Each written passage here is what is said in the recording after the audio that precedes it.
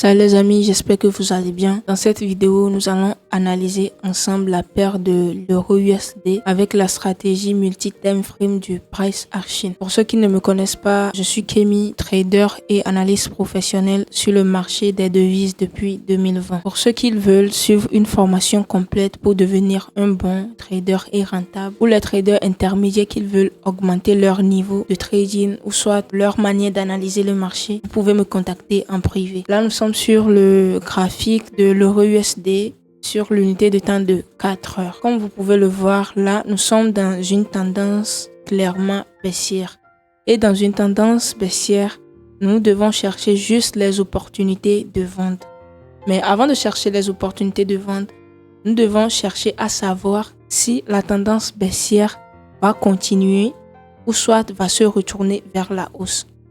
Alors là, je vais utiliser l'outil, la ligne de tendance et le rectangle pour voir si la tendance va continuer vers la baisse ou va se retourner vers la hausse.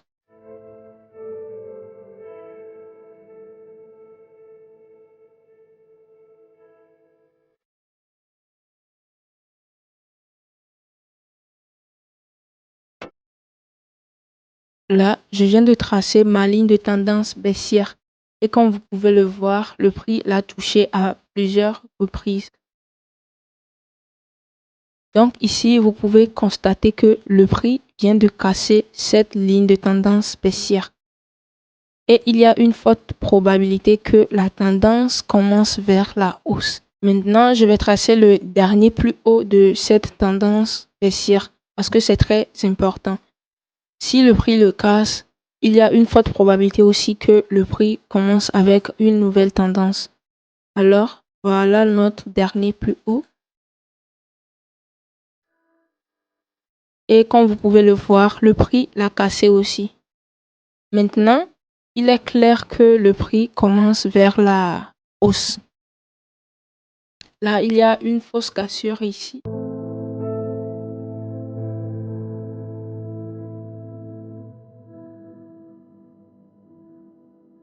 Ici, déjà, c'est clair que le prix va continuer vers la hausse. C'est juste une probabilité quand même.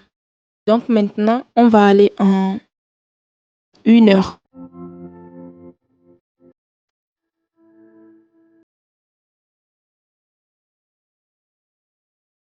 En 1 heure, là, vous pouvez voir que le marché a fait des pics vers le haut, ce qui montre une tendance haussière en 1 heure.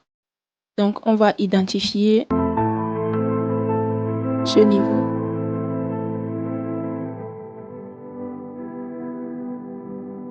Là, ici, le prix a touché ce support oblique à plusieurs reprises. Donc, c'est possible que le prix se retourne sur ce niveau. Le prix se retourne ici et part chercher ce plus haut. Le take profit 1 peut être ici, sera ici. Et le take profit 2 sera ici. Donc là maintenant, il nous faut une figure chartiste haussière pour pouvoir faire l'entrée. Alors on va en 15 minutes.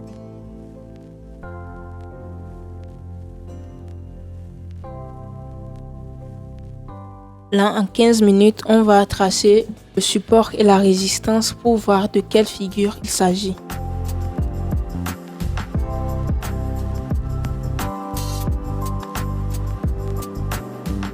Ici, vous pouvez bien voir que c'est un canal baissier et un canal baissier annonce une impulsion haussière.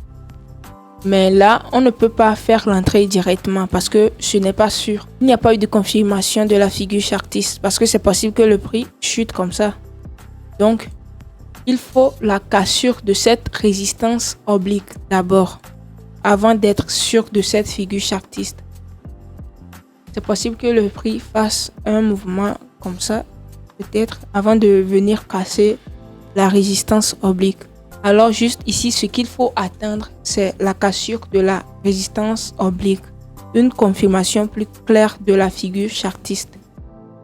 Et là ici, si le prix casse cette résistance oblique, on peut faire une entrée directement. On peut faire une entrée directement.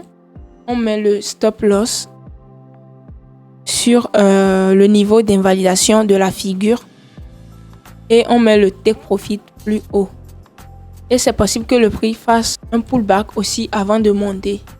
Donc si le prix fait le pullback, le prix casse la résistance oblique, fait le pullback, on met toujours le stop loss sur le niveau d'invalidation.